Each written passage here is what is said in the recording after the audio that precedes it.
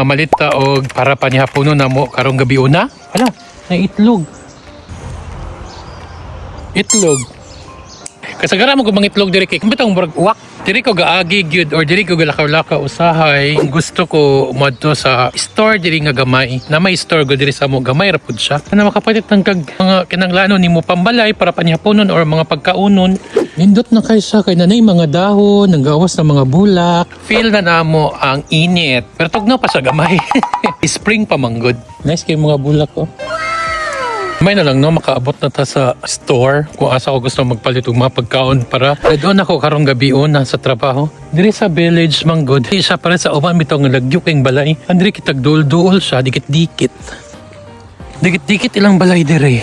Nakapalit na ko, gustong paliton. Nakapalit ko broccoli, cauliflower, bell pepper nga dagko kayo. Then pipino, dara siya.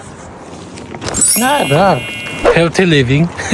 Nga na akong ginabuhat diri mga shots. Gutomon ko, maturo ko ka ng may nga store diri sa ang village. Malakaw-lakaw ramugod siya. Sa paglakaw-lakaw na to ba, dara po exercise. Nagoy bike pero mas nindot magud nga maglakaw-lakaw. Wala ko naka-video dito sa store kung asa ko nagpalit ani kay maniguro tadaan. Kaya na maguslay rolls good diri nga. Kailangan ikaw mapatakag video kay pwede ka lang makasuhan, pwede ka lang masumbong og pwede pug ka makabayad.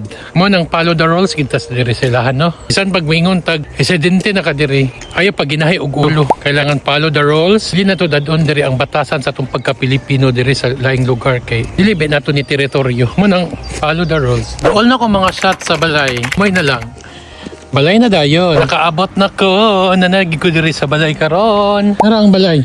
Mana balay siya igsuon. Balay siyang ginikanan. Mo nang amua. So katora mga shots. Samping mo tanan kanunay. And bye-bye. Mga cheers!